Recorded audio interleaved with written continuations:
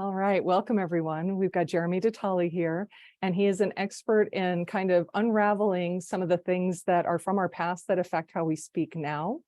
And he's also been engaging in a lot of interesting research. And we just talked for a moment about how I was going to get out of the way so Jeremy could talk. So take it away, Jeremy. Okay, thank you. Thank you very much for hosting me and for having me here. And so just to set the frame of what we're going to do is we're going to spend approximately an hour together. We're going to together explore what we are as humans interacting with each other. Like the really kind of intimate personal experience that we have when there are other human beings around. Because it's quite an unexamined area of our life. I'm going to call our communication system. When we walk into a room of a lot of people, all of our bodies experience actually a symphony of emotion and physical sensation. And for some people, that can be a surge of anxiety. For others, it can be excitement, or you could be really super regulated and grounded and just like, fine. But there's a lot going on in us when we're communicating and interacting with each other. And the crazy thing about it is much of the conditioning or patterning for that got set up when we were very young. It started with ma and da and all of these things, and then layers upon layers of what's permissible and what's how free we're allowed to be, how emotional we're allowed to be, how safe we feel, how ready we feel to express our boundaries. And we can end up with these very nuanced, well, we all end up with these very nuanced systems where some things function, some aspects function better than others. And I suppose there's, let's say, an emerging science around looking at, well, how do I do this? And does it work for me? Like, do I feel safe talking in a group? Does everyone here, and just let's just do a little poll, and you don't have to respond, but if you feel free to, please do. I'm going to say, if you could put your hand towards the top of the screen, if you feel super comfortable to stand up in a large group and shine and show yourself, and somewhere down here for, actually, it makes me really anxious, and somewhere in between for, I could be somewhere in between. So we've got some lots of in between, some very confident. So great, thank you for sharing that. So can you see already that there's a lot of nuance in all of the nervous systems here, just asking a simple question. And so both as just an individual knowing how we work and beginning to empower this system is a nice thing, but then also as leaders and facilitators to know that there's a huge range of nervous systems to work with and to work with in any given gathering really allows us to be more sensitive, let's just say, and empower others to take part, let's just say, because some people will spend, unless invited, for example, a whole lifetime right at the back, feeling invisible and unheard. I'm not talking about an extreme, but actually an incredibly large number of people feel invisible and unheard. Other people might be on the opposite side and feel they'll be the first one to speak, but then maybe they feel like they get told that they're too much, and there'll be a whole complex relationship around that. So I'm saying there's a whole polarity of how this works. And so let's all take a breath together. We're going to just explore the symphony of how we are when we're in relationship with each other, and then some tools for regulating and soothing our nervous system. So I just want us just to do something right now that we're together. Let's all soothe. We're going to just do this as a downward motion, just down like this. So it's just a downstroking motion and breathing just gently. So all we're doing is a little unusual. Obviously, this would be a difficult thing to do in a public meeting. I'm just going to self-soothe like this, if you don't mind. Although one can invite the whole group to do that. But what we're doing right now is we're just bringing in some regulation and some gentleness.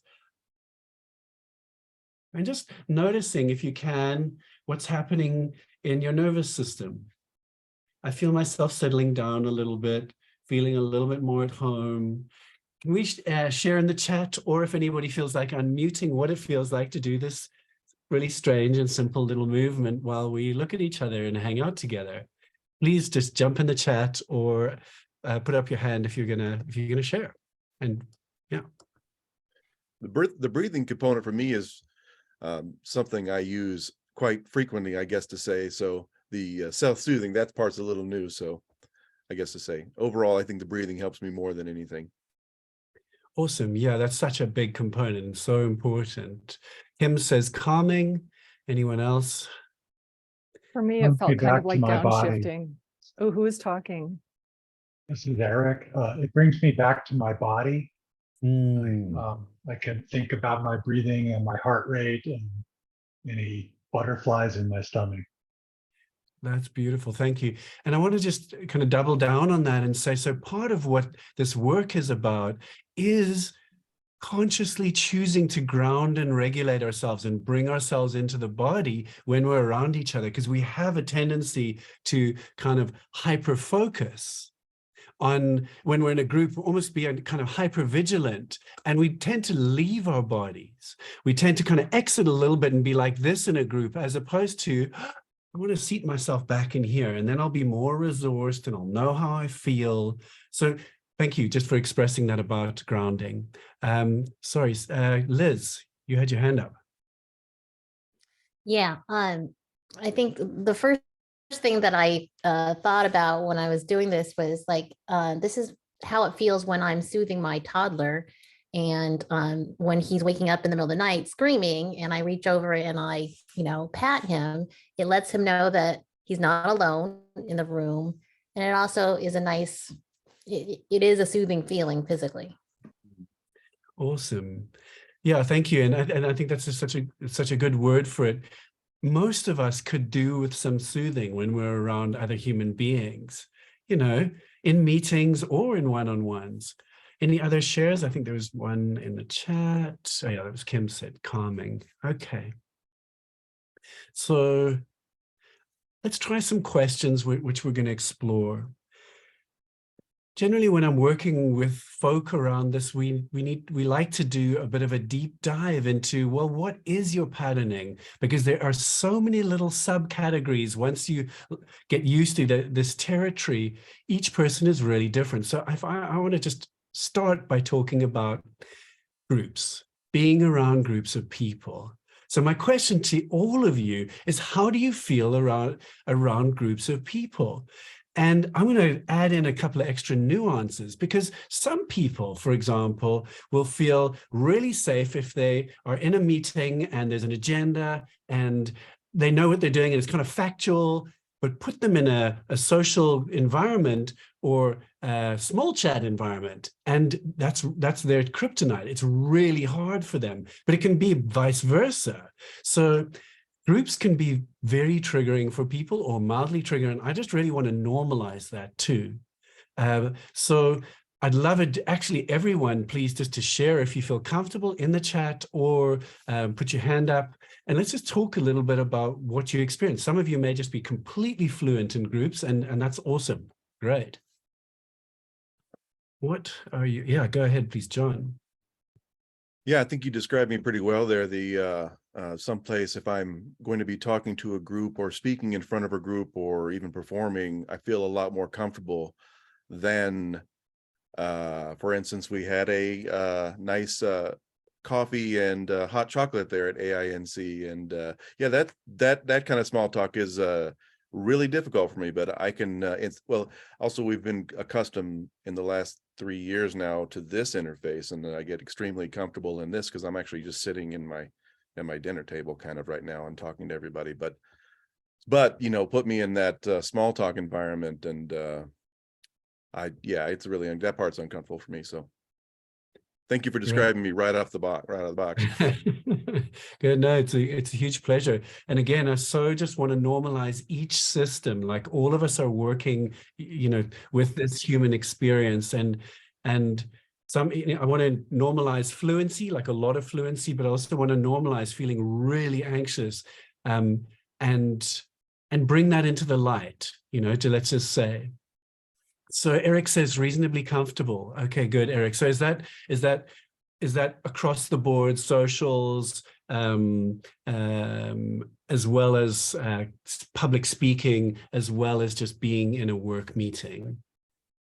As I get older, I seem to have a little bit more self-confidence, or I guess I'm not so worried about making a fool of myself, I guess you might say. Thank you. Yeah, the I benefits. stutter sometimes, and sometimes I kind of struggle to find the right word, but I try to just power through it. Whereas 20 years ago, it would have made me really sweaty and flustered. Yeah, well, thank you for sharing that. And so part of what we're talking about here is obviously Eric's describing a whole long arc.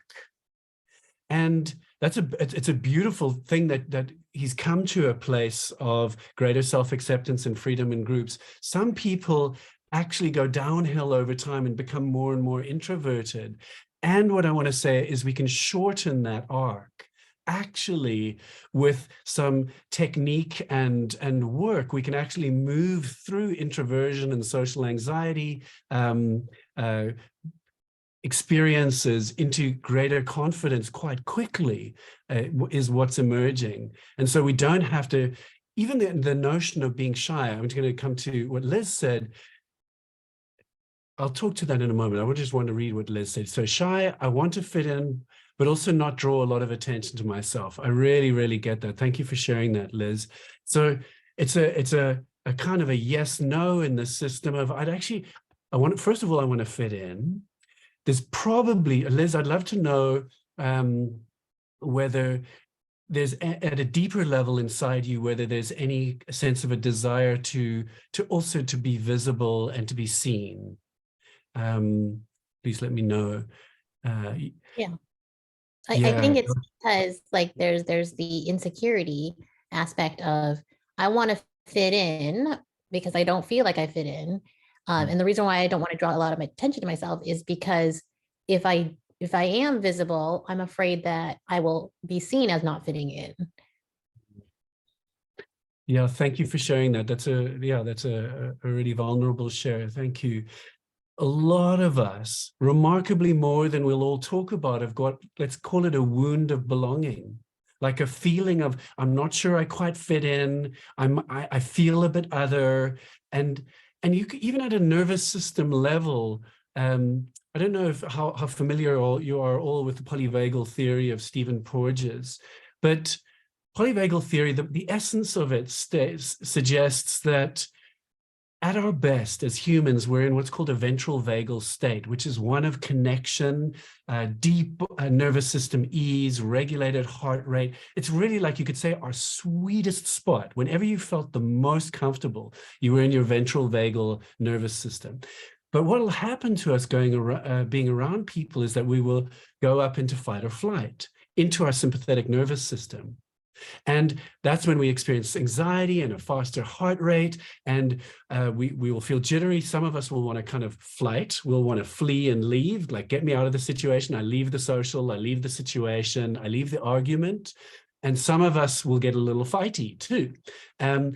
Then if that becomes too overwhelming, we can flop over into our freeze response, which is our kind of oldest response, which is a deep parasympathetic nervous system response.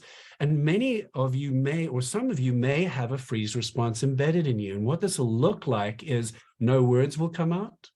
You might become tongue-tied. You might lose what you're saying. It's like a kind of a dizzy, thick-tongued feeling. And this is literally the freeze response chemicals flooding your body. So, and what we want to learn how to do is regulate down out of these responses into our ventral vagal. So I want to just do something with you, and then we're going to come back, Liz. I want to just come back to what you said. But I want to just show you something that I use all the time. And I did it when we were all sitting together at the beginning. I was quietly doing it to regulate my system because, hello, you're a lot of new people and I don't know you. And I want to feel safe inside myself. So what did I do? I crossed my hands like this. We could all just cross our hands like that. And then put your hands down on your thighs. So we've all got our hands down on our thighs. And what we're going to do is we're going to just tap left and right very slowly. So in a way that no one can see. So this is perfect Zoom room self-regulation. So we're tapping slowly and breathing. Like John said, the breathing is absolutely critical, but we're bringing in an embodiment component in here. And there are very many techniques on planet Earth. Let's just take a breath together and feel our bodies in the seat. And feel your legs as you just tap on them, left, right, left, right. And what we're doing is we're just gently regulating our nervous systems in a way that no one can see on Zoom or underneath a dinner table or in a meeting table. Many, many, many techniques across planet Earth do what's called crossing the midline, where we're crossing left and right. And this affects us from a brain hemisphere point of view and allows us to, let's just say, process the moment in a slightly different way. So we're just regulating. Let's just do this for a little bit. I'm going to say I feel a little weird, like a little bit of emotions coming up as I'm tapping, like just a little bit of humanness, more humanness, less presenter Jeremy, a little bit more human Jeremy, and a little bit, let's just say, more authenticity. So I'd love any descriptions, and keep tapping, but I'd love some descriptions in the chat about what's happening for you as you regulate and tap in this room with no one able to see. Please unmute if you feel for it, or type in the chat.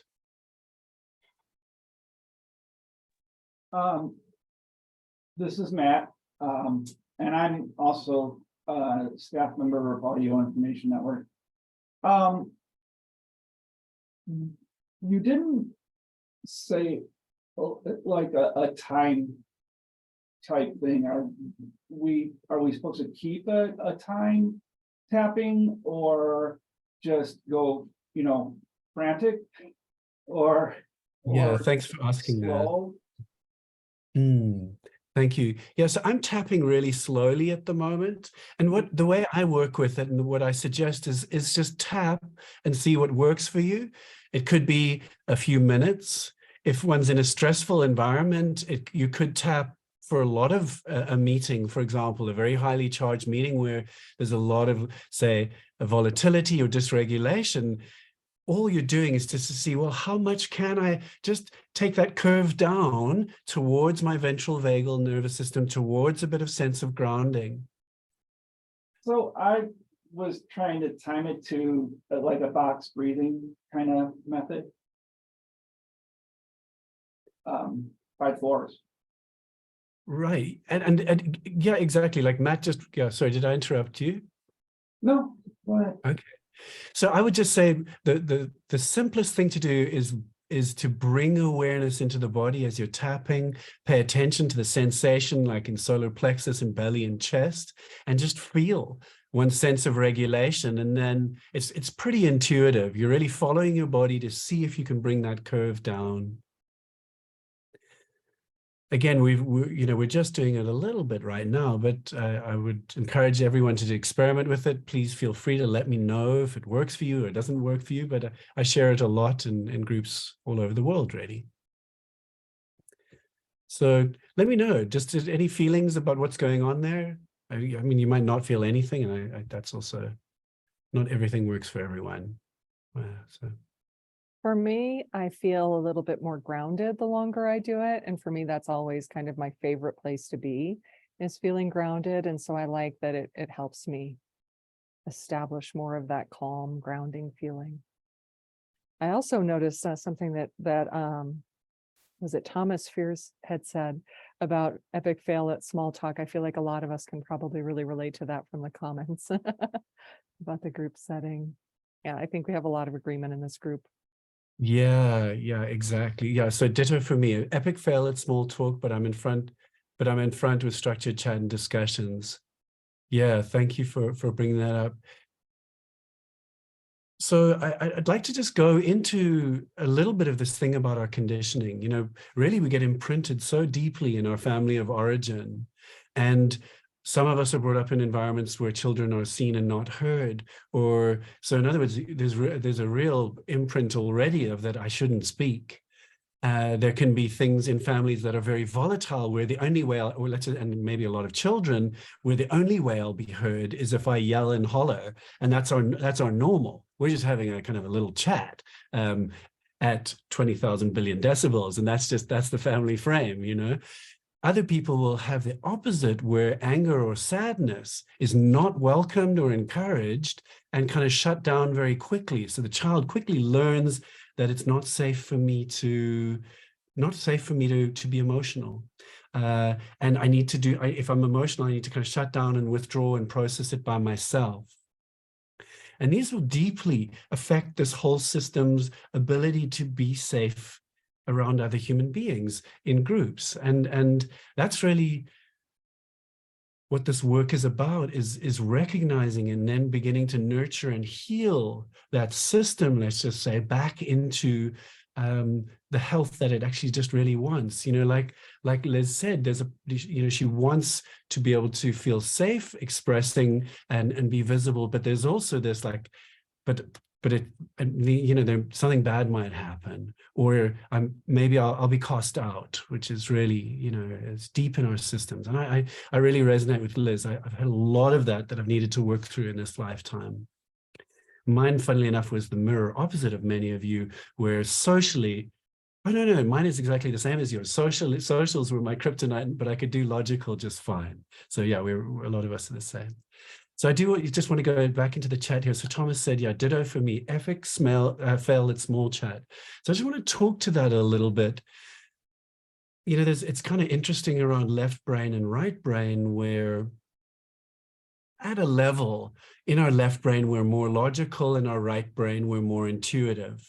And you could say, this is not exact neuroscience, and I might be taken to task by a neuroscientist for saying this, but at a level, we somewhat sing from our right brain and speak logically from our left brain. And being in a meeting is very structured, and it is very left brain, whereas being at a social is a lot more intuitive, and it's all about, it will bring out or tease out some of our, I'm going to just say, our woundedness around connection. I don't know if that makes sense. So just to consider that if you do feel not so safe in social environments, there's some kind of group, when I'm in a group and it's social, I don't feel safe. And so one wants to cast back, and this is really an open question if anyone feels comfortable sharing a little bit, what kind of conditioning arose in your family of origin, and potentially at school, that then resulted in this sense of unsafety, in the sense of, I don't know how to navigate this, I'm jamming up and freezing, I lose my words and spontaneity, and I start second guessing myself, and a whole kind of tight system takes over me. I become hijacked by a set of conditioning when I'm social, let's just say. Any thoughts about that? Yeah, please go ahead, Erica. Yeah, I think it's a lot like what you were talking about earlier about the anger and sadness not being able to be expressed for me, because I was one of those kids who wanted to be the good child, or the one that no one had to take care of because I could take care of myself. And some of that came out of just interactions with teachers and with parents and with peers. It's not okay to express negative emotions. Yeah, thank you so much for sharing that. And Erica, I also had a lot of that imprint too, where anger and sad, everything's fine in the family. And so one ends up, when one isn't fine, because children have emotions, like you end up withdrawing and just go and trying to resource or heal yourself or be okay in yourself when you're actually not. And it's a big rupture for a child to stop actually seeking nurture and resource from their parent in the moment. It's a big thing. Yeah. Thank you for sharing that. It's tender. Yeah. John? I guess I was going to say that I'm looking at some of the ages here, so maybe there's people younger than me, but I still think that concept of that nurturing concept for the youth is pretty new, because I certainly didn't grow up in that era. And I grew up in the 80s. I'm 50 now, so I'm just wondering if that's just a new concept for people that don't really come to these kinds of, or at least expressing emotions. That's something you have to learn later in life. It was certainly something not nurtured in my family too much. And we covered everything with humor. So that's what I was going to say. Yeah, thank you for that share.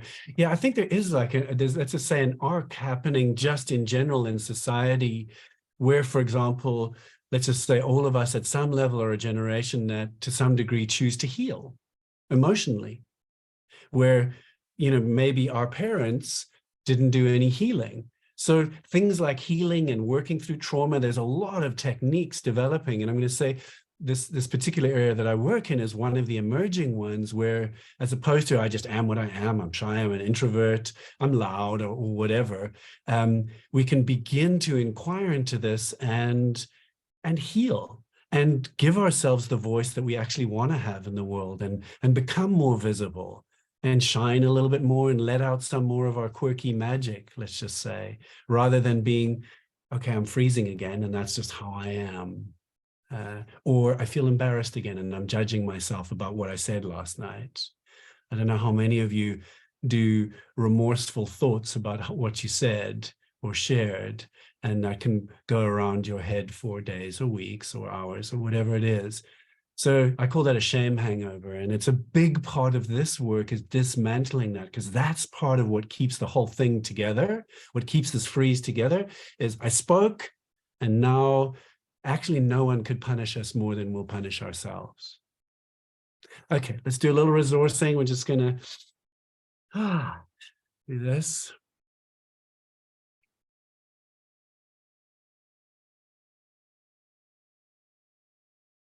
So I want you to just try and feel the sensations of, let's all feel the sensations of skin, like feel your palm from the perspective of your fingers. Like as if your fingers have got eyes and they're feeling palm textures.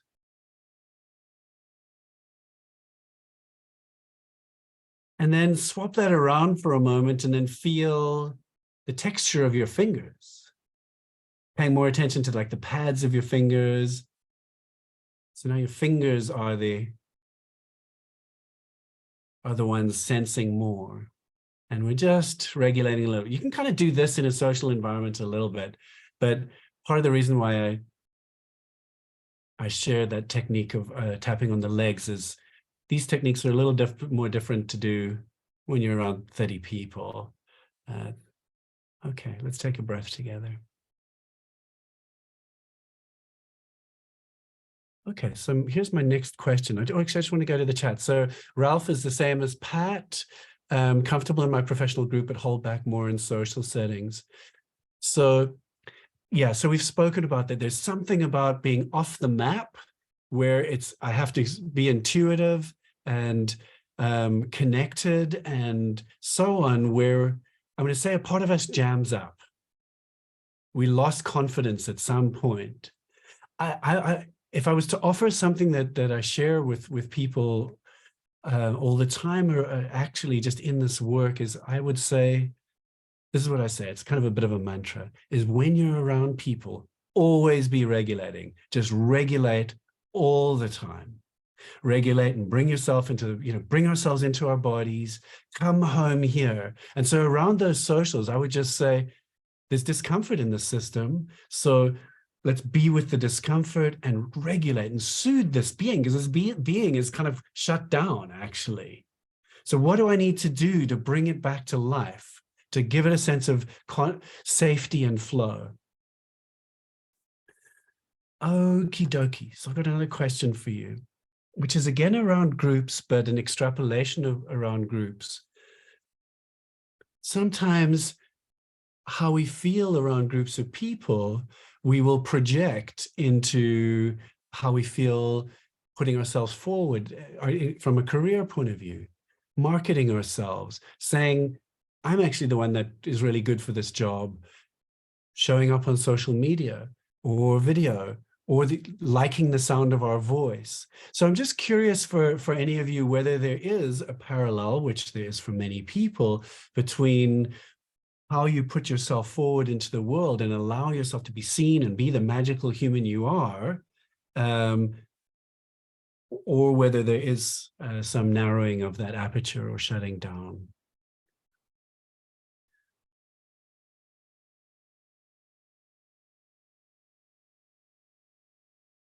Sorry, I Yeah, didn't quite understand your question. go ahead, Kim. So for me, it depends on the group. Some groups, certainly if there are people in the group that I know, even if I don't know everyone, I can feel much more comfortable. But also, I've noticed whether it's socially or in more a professional environment, if the group has, if I have something in common with the group, I'm a knitter. I went to a group that meets every week with a bunch of ladies that mostly I didn't know. I knew one or two people, but it was fine because I knew that we all had that in common. Or in work-related things, I know, well, I'm going to a meeting where lots of the people work in the senior kind of aspect of of the industry, and we also serve a lot of seniors. So I feel more comfortable if I know there's a commonality, and I struggle a lot more if I need to go into a group where I don't, either I'm very unsure or I'm fairly sure that I don't have much in common with them. Thank you for sharing that. Yeah, and it sounds really natural. Like when we're around strangers or there isn't this commonality, then that interesting thing happens where this is kind of shielding or shutting down, or fear of putting oneself forward, or something like that. I don't want to name it for you, but I'm just suggesting for the group.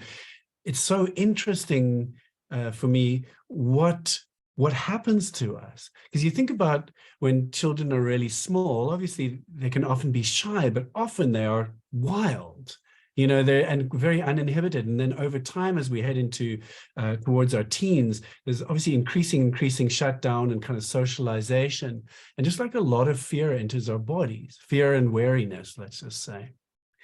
John, sorry, I mean, Eric had asked for you to repeat the question. I just want to make sure he was able to follow along. Great.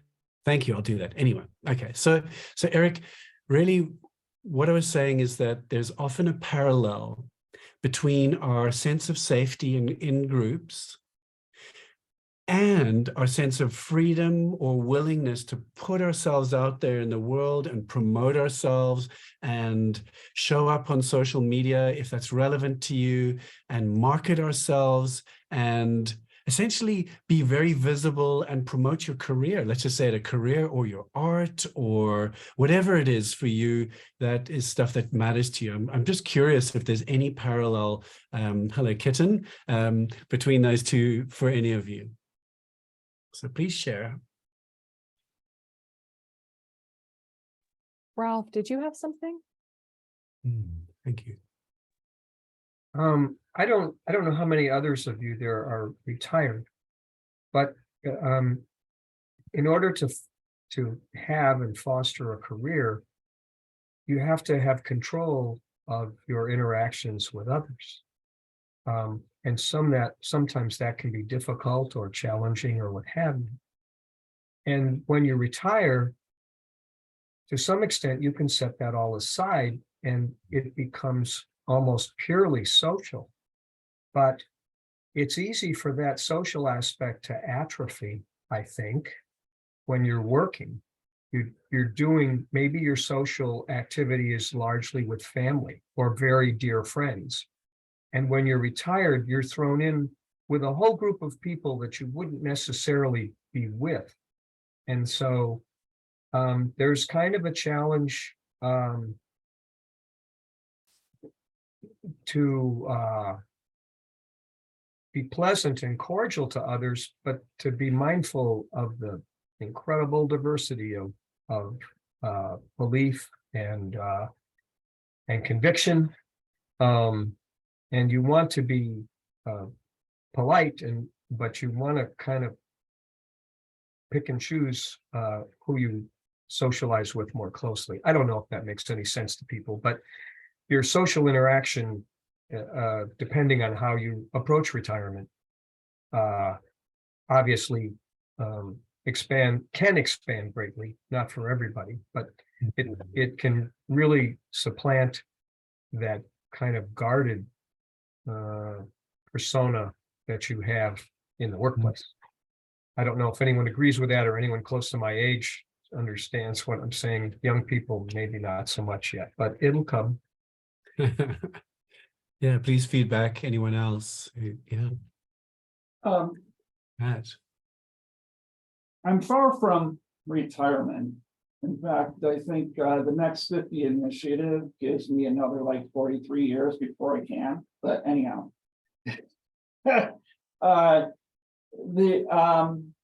I can speak to the being more unguarded as you age. I know that John wrote in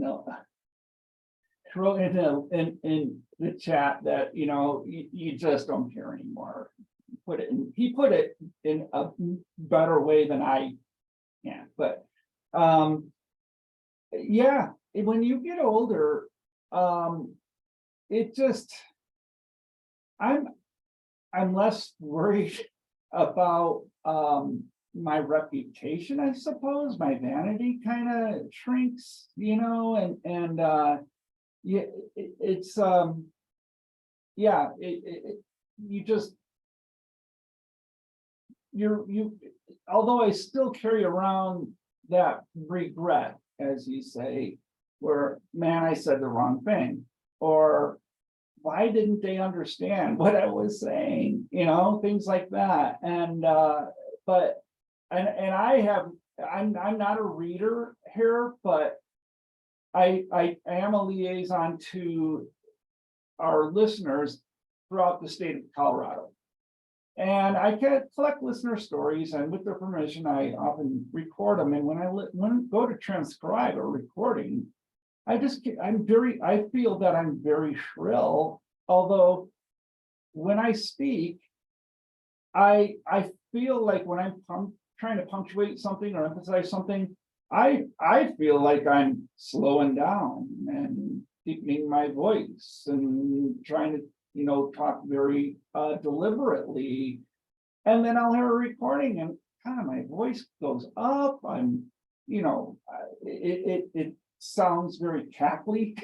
But anyhow, back to the comfort level. Yeah, you I think, Matt, though, I think you hit on something really important there that you're kind of going right past that Jeremy could talk a little bit about, which is not liking the sound of your own voice when you hear it.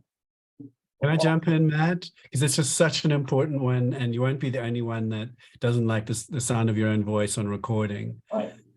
I just want to speak to that because it's really important. You know, Go ahead. Paul, I mean, I'm sorry. George Martin says that John Lennon never liked his voice. Never liked his voice. He never met Jeremy. No. So we're not the only ones in the world. No, yeah, I mean, there's a whole kind of, let's call it science to it, which is that we hear our voices inside our head, and we tend to hear, we tend to hear it with a little bit more bass, actually, because we're, you know, it's all resonating in the bone and so on. And it tends to be quite a shock for people to hear the sound of their voice. There is, like Matt, there's absolutely nothing wrong with the sound of your voice or the way you speak, and you don't need to speak any deeper. There's some perception maybe that you do. And I want to say often men or people who, let's just say, more testosterone influenced voices will tend to think that their voice should be lower. And then more estrogen influenced voices will often think that their voices are too low. So, and we'll carry shame around that. Like, my voice is too low. It's not feminine. It doesn't feel right. And I just, if there's one tiny thing that everyone sort of really embodied today, is I would just love you to consider that the way that you speak and the way that you sound is absolutely perfect. Because I can tell you right now, Matt, that not a single person in this Zoom room other than you thinks that there's an issue with the sound of your voice. Not one person. Can everyone be completely honest and can Put up your hand if Matt's voice is perfect the way it is. I'd Your voice say is this is also something that just comes with Matt. Should you decide to start doing recordings, you'll get over it really fast, because if you're going to sit and listen to yourself for a long period of time every week, you really get over it fast. Because it was something I always, especially when I tried to sing previous to this, public singing, any of that kind of stuff, recorded singing, very difficult to do. And then you hear yourself and you just cringe, but it's something The that doing a exposure. lot of really gets you over it faster, I guess to say. Mm. I almost disassociate from the voice I'm hearing, because I'm doing it for editing purposes and EQing purposes and quality assurance, that kind of piece. So I'm trying to disassociate myself from that voice that I'm listening to, I guess. I want to make a suggestion, and Ralph will be with you in 2 seconds. Thanks for putting up your hand. What I would suggest is when you hear the sound of your voice, put your hands over like this, tap and come into your body, because actually what's coming over one in that moment as we listen is a piece of self-rejecting conditioning. It's been around since one was 7, 10, 12, 15 years old. And if we ground ourselves, kind of move into the body and breathe and kind of get out of the head, often I'm going to say one might find more acceptance. I also agree with what John says, is that there's nothing like just repeatedly hearing your own voice to just get used to it. And just over time, it's like, I give up. It's what I got, but just try tapping. Ralph, please go ahead. Thank you. I'd like to turn that around, if I might. I think all of us have encountered a speaking voice. I remember I met someone once. I was working on a radio drama project, and this guy started talking, and I said, "Are you in radio?" And he said, "No." There are some voices that you hear that they seem to be born to it, at least in my mind. I think about people like, and I show my age, I think about people like Ed Murrow and Walter Cronkite and Dan Rather, who and I apologize for not having some good female examples, but Nina Totenberg, people, and you hear their voice and you say, wow, it goes through. What characteristics would you say in human voice bring that? Do you have any thoughts on that? Yeah, look, I'm going to say that I think especially some voiceover artists have got a particular timbre and a way of measuring as they read and speak. But certainly from the perspective that I'm coming from, both speaking and singing in Western culture has been turned into an elite activity, where in more traditional cultures, everyone speaks and everyone sings, and it is all done together. Like in South Africa, where I come from, in the traditional South African culture, no one doesn't sing. Everyone sings. And I'll lead groups because I also do work around singing voices, and people will say, some people will say, I struggle to hold a tune, but I love singing. And you'll just see joy on their face and no shame whatsoever. When I'm working with Western people, there is a freeze response, an incredible shame. So I'm just I'm going to say, gently militant against any form of elitism or superpowering around voice.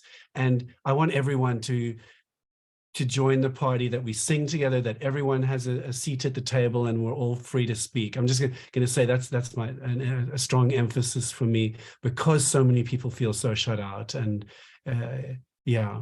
And I think what yeah. I was just going to comment on what Ralph was mentioning, that I think that there is a specific quality of voice that became very kind of like the cultural norm during a period of time, but it wasn't universal. It isn't in all cultures. It's not in all countries. It isn't what you find everywhere.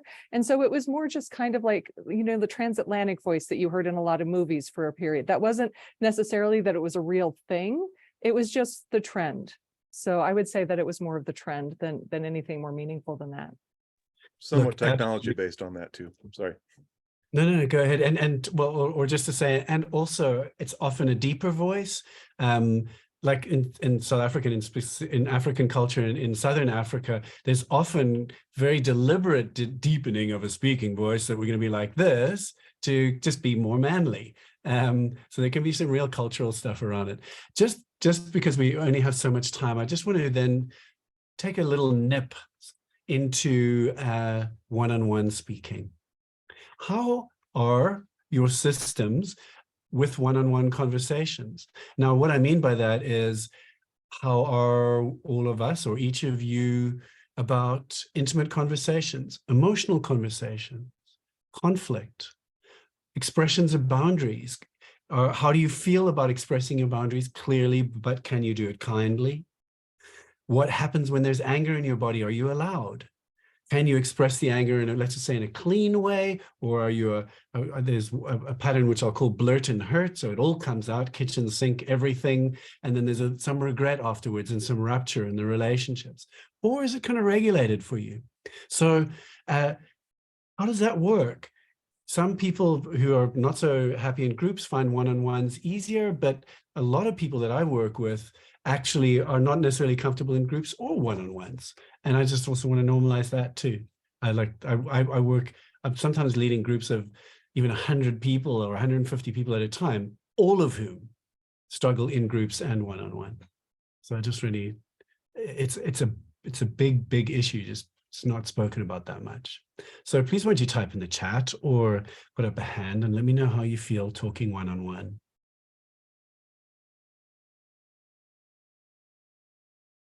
Yeah, please go ahead, Erica.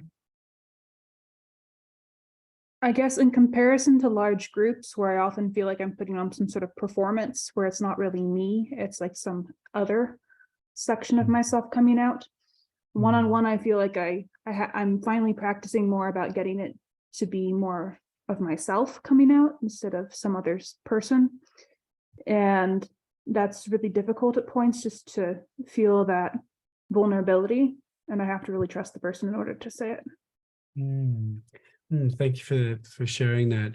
So you're working on it and you're growing safety over time, and it's a journey, and I just really want to honor that. I work with so many vulnerable voices, and for me it's completely normal.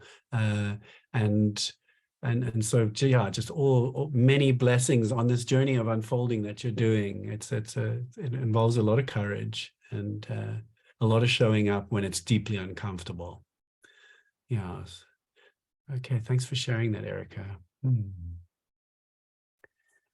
Anyone else? And so what I want to say is that I mentioned the shame hangover thing. I'm going to be just be forbidding that no one is allowed to have a shame hangover about anything that they've said in this meeting. No one has said something defective or too much, or I was too vulnerable or too forceful or anything like that. That's the old conditioning and pattern. So if there's any second guessing going on, can you please shoo it out the door? It's just not welcome here. Just speaking up and sharing your voice. That's what we're doing here. We're just trying things. And so the masses of love and self-forgiveness, that's what this is about. Not, did I get it right? Should I have said that like that? All of that self-criticism and second guessing is part of this system of shutdown. So please, if you are feeling any of that, please just look at it carefully and wag your finger at it and soothe yourself and love whatever you said. You're perfect just the way you are. So we are all, yeah. So any shares? So one-on-ones.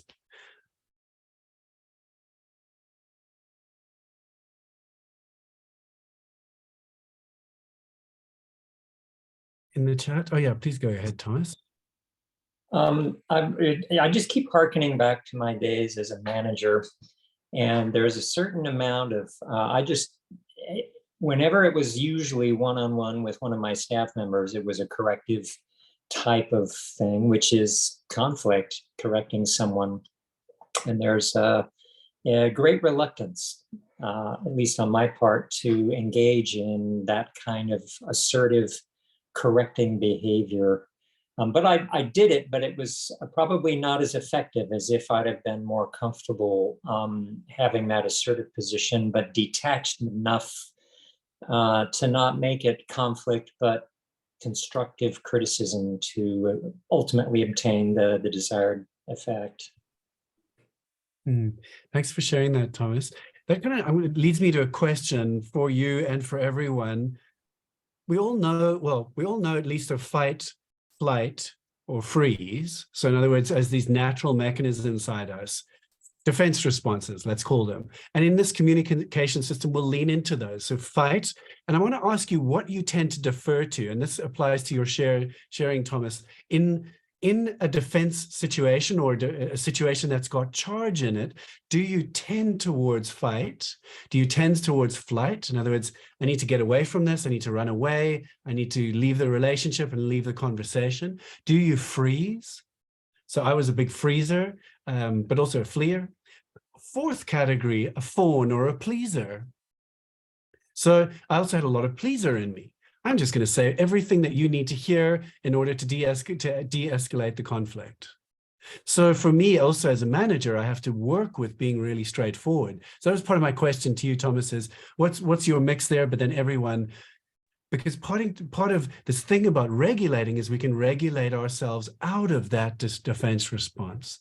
So Erica says, freeze, then flight. Gotcha. Yeah, I'm also freezer and lots of flight and fawn, pleaser. So Matt says, scene from the film Brothers McMullen features a line I always related to. Dad would say, you don't say anything when you're talking to me. I was the youngest of 9. It was true. Wow, that's a lot of airspace taken up by a lot of kids. Yeah, and sometimes I think that the issue with my voice kind of being like I described, I think it's shrill, was because, yeah, I mean, you had to speak up. I was never heard. It wasn't a matter of kids, a lot. There were a lot of kids in my house who were heard very well, but I wasn't. But anyhow, the fight or flight, yeah, my dad he was the king of his castle, and actually was very gentle and good dad looking back on it, but he was the king of his castle. I mean, like, and I think there was one time I stood up to him and he chased me around the dining room table because, of course, he'd never ever catch me. But then it was like you just kind of either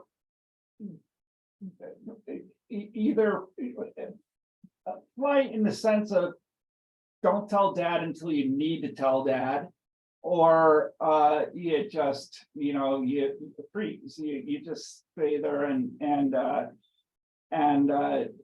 take it,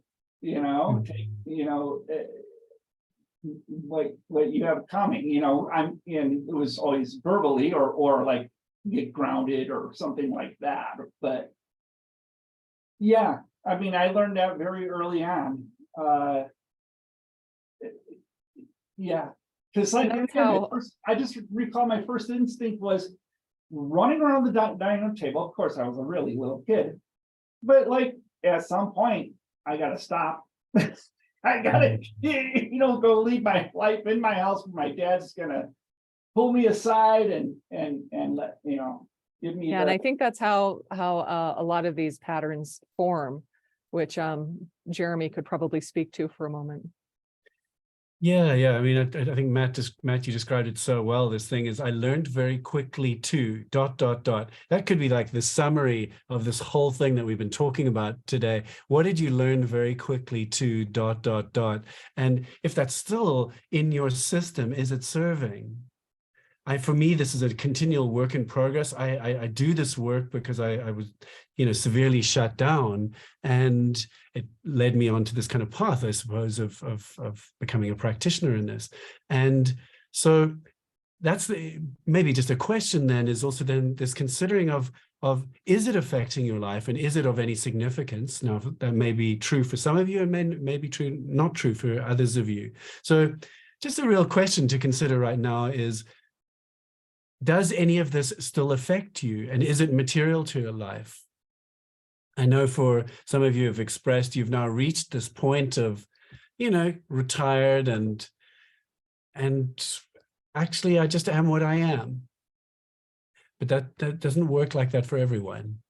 I actually work with a lot of retired people who it didn't work like that for, and they're like, I'm sometimes I'm 72 or 75, and I'm not going to live the rest of my life being unable to shine, being unable to be myself. So we're pretty much out of time. So what did Thomas say? Thank you. I think there's always a trade-off between the conflict and engagement. For some, the cost of conflict is high, and so it's easier to engage in avoidance. For others, the cost-benefit trade-off has a different exchange rate. Absolutely, absolutely. And it's not always easy to tell which is the right route in the moment. That's Yeah, again, I was going to would only yeah? say that, there's a different argument I have with my wife of over 20 years than I have with a coworker, even that's a very close friend or something. It's, I guess, to say I'm so much quicker to defend my position with my wife than I am with with anybody else, let's just say. Mm. And that's Mm. probably, more showing about me than anything else. But Yeah, thank you for sharing that. I mean, yeah, go ahead. So, Ralph. Growing up in my family, you were allowed to show a wide range of feelings, and but then it was kind of in an emotional situation, it was kind of like a spring storm. It would come up and be dark, and there'd be lightning, and then it was gone. But doing that with people outside your immediate group, that's not an acceptable behavior, and it's really not acceptable nowadays. So that's kind of difficult, and that remains so for me. It's just something I kind of have to be mindful of. Thank you for sharing that. Yeah. Yeah, like, and at a level that sounds so healthy, just like letting the expression out and move through. Obviously, it depends on exactly how stormy and lightningy it really is, because but equally, one's often, as you say, dealing with other systems where no emotion was allowed, or where your spring shower is somebody else's monsoon. And so it's a complicated thing being a human interacting with other humans. We're at the hour mark. I want to say that there are a lot of techniques that I work with, and we haven't really had time to go there. I would just, again, leave you with that regulating your system. If I was to add one other thing on, and I'm not going to do this justice in the slightest, but one of the things that I love to share and work with is actively choosing a sense of heart-centeredness when interacting with other human beings. And I don't mean this in a hallmark kind of card sense of, oh, I'm going to be really loving to everybody. It's actually actively allowing our awareness, or a sort of sense of gravity or sense of where we're coming from, to descend 18 inches out of our heads and operate a little bit more heart-centered. We don't have time to do a meditation and experiment with trying to get down there in the moment, but I just want to leave that as a kind of a thought of. How did you phrase that again? I can't remember. It just came out. It was something along the lines of actively choosing a state of heart-centeredness. Actively in choosing to interact with the world and express ourselves and communicate from our hearts, with a sense of heart-centeredness. It's a kind of a softening. It's really awake and present, but it's a choice to just get a little bit out of here and then more into here. And it's a way of creating trust, I want to say, as a leader, just choosing, it's easy. It's almost easier to be authoritative, but can we do authority and heart in a regulated body? Sorry, we don't have more time, but it's just a kind of a postscript at the end. So just to respect everyone's time, we're 2 minutes over, and I want to say thank you very much. I don't know if, I'm going to hand over to Lauren just in case we should do anything else. So I will send out the video. So if anyone wants to watch the video, and I will also include links so that you can find Jeremy if you have any follow-up questions for him or anything. He does offer an online course, and I got to preview it when he was first developing it, so I know it's good stuff. So I want to hand it actually over to Jeremy to wrap things up. Great. Well, thank you for all the thank yous in the chat. And really just in this moment, just as we exit this, I just want to ask us all to take a little moment and maybe even just tap for just a half a minute and take a deep breath and recognize and see all the other faces, the the beautiful, tender, whole human beings that are in the Zoom room with us, and allow that little bit of heart-centeredness and gratitude for each other and just for community. And just this tender thing of being a human being around other human beings, and just taking a moment to allow that sense of being present, but also heart-centered and a little bit warm. So thank you all for this time. I feel really grateful to have spent it with you, and yeah, take care. Yeah, thank you. Bye-bye. Bye. Thank you. Thank you. Thank you. And I'll connect with you offline, Jeremy. Okay.